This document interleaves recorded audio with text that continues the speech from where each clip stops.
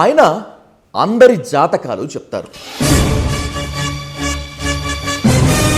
అందరి జాతకాలు చెప్పే ఆయన జాతకాన్ని తెలుసుకోరా అని చెప్పి నిలదీసి నిగ్గదీసేటువంటి నేపథ్యంలో ఎంతో స్థాయిలో ట్రోలింగ్ని ఎదుర్కొని నిలిచినటువంటి ధీరుడు కూడా ఆయనే. పార్టీలతో సంబంధం లేదు, కులాలతో సంబంధం లేదు, మతాలతో సంబంధం లేదు. నా దగ్గరికి ముస్లిమ్స్ వస్తారు, క్రిస్టియన్స్ వస్తారు, అన్ని కులాల వాళ్ళు వస్తారు, అన్ని మతాల వాళ్ళు వస్తారు, నేను అన్ని పార్టీల వాళ్ళు వస్తారు, నేను అందరికీ అందుబాటులో ఉంటాను. 2026 ఓవరాల్గా భారతదేశానికి తెలుగు రాష్ట్రాలకి ఎలా ఉండబోతోంది? నా సొంత కవిత్వం అయిపోయింది. అంటే బాగలేదు అనే పదం వేణుస్వామి చెప్తే ఒక రకంగా ఉంటుంది, వంగా బాబా చెప్తేనేమో పాజిటివ్గా ఉంటుంది.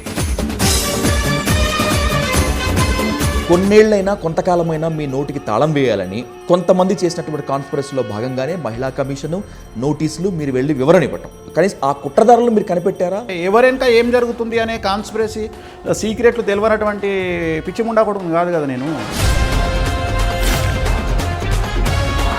మీరు కాకుండా మీ పొజిషన్లో ఇంకెవరైనా ఉంటే గురూజీ మీ ట్రోలింగ్కి ఇదంతా చచ్చిపోయేవాళ్ళే. సంవత్సరికం అయిపోయి సెకండ్ సంవత్సరికం అవుతుంది. చివరికి కామాఖ్య టెంపుల్లో కూడా మీకు పరాభవం జరిగింది అని చెప్పి ఒక రకమైన వీడియో క్లిప్ తీసుకొచ్చి హడావిడి చేశారు కదా, అవేమి మిమ్మల్ని టచ్ చేయలేదా? ఇంకా ఐక్యరాజ్యసమితి ఇప్పుడే వచ్చింది, ఇప్పుడే మాదాపూర్లో దిగింది ఐక్యరాజ్యసమితి స్పెషల్ ఫ్లైట్లో, బేగంపేట ఫ్లైట్లో. ఇది చంపేస్తారు, 10 నిమిషాలు చంపేస్తారు, 20 నిమిషాలు చంపేస్తారు. నా దేహం నా ఇష్టం నేను చూపించుకుంటా, మీరెవరు అంటున్నారు అనసూయ.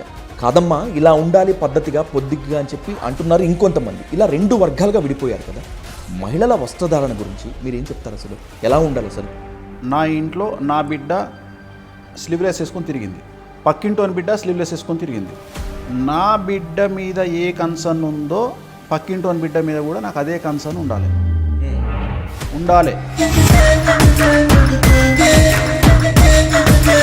ఎవరెన్ని ప్రయత్నాలు చేసినా దేవుడు రాసినటువంటి రాతను, విధి రాతను ఎవరూ తప్పించుకోలేరు అనేటువంటి ఒక బలమైన నానుడి ఉంది కదా గురుజీ.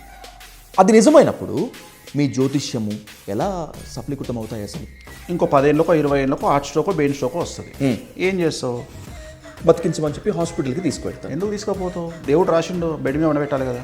ప్రయత్నం అయితే చేస్తున్నాం కదా, బెడ్ మీద వండబెట్టాలి కదా, వేరే మాట వద్దిగా. కొన్నిసార్లు మీ వాక్కు ఫలించింది, కొన్నిసార్లు ఫలించలేదు, అట్టర్ ఫ్లాప్ అయింది. ఆ టైంలోనే మీరు ట్రోలింగ్ కూడా ఎదుర్కొన్నారు. జ్యోతిష్య శాస్త్రం ఫెయిల్ అయిందా? జ్యోతిష్య శాస్త్రాన్ని అంచనా వేయడంలో మీరు ఫెయిల్ అయ్యారా?